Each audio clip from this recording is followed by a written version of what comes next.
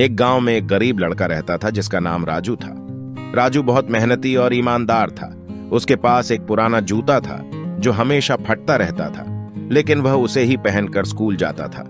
एक दिन राजू अपने रास्ते पर जा रहा था जब उसने देखा कि गांव के धनवान व्यापारी का बटुआ सड़क पर गिरा हुआ है। बटुए में बहुत सारे पैसे और कुछ महत्वपूर्ण कागजात थे। राजू ने बिना देर किए बटुआ उठाया और सीधा व्यापारी के घर पहुंचा। व्यापारी ने बटुआ देखा और उसकी ईमानदारी से बहुत प्रभावित हुआ। उसने राजू से पूछा, बेटा, तुम यह बटुआ मुझे क्यों लौटाने आए? इसमें तो बहुत पैसे थे, तुम इन्हें रख सकते थे। राजू ने मुस्कुराते हुए उत्तर दिया, चाचा, मेरे माता पिता ने मुझे सिखाया है कि ईमानदारी सबसे बड़ा धन है। मुझे आपके पैसे नहीं चाहिए, बस आप खुश रहें, यही मेरे लिए बहुत है। व्यापारी ने राजू की बात सुनी और उसकी सच्चाई से बहुत प्रभावित हुआ।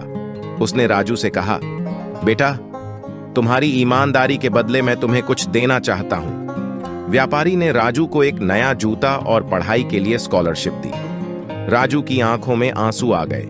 वह खुश होकर घर लौटा और अपने माता पिता को सारी कहानी सुनाई। उसके माता पिता ने गर्व से उसे गले लगा लिया। इस घटना के बाद राजू गांव में सभी के लिए प्रेरणा बन गया। लोग उसकी ईमानदारी और मेहनत की सराहना करने लगे। कहानी का नैतिक: ईमानदारी और सच्चाई जीवन में हमेशा सफलता और सम्मान दिलाती है। कठिनाइयां चाहे जितनी भी आई, हमें सच्चाई का मार्ग कभी नहीं छोड़ना चाहिए।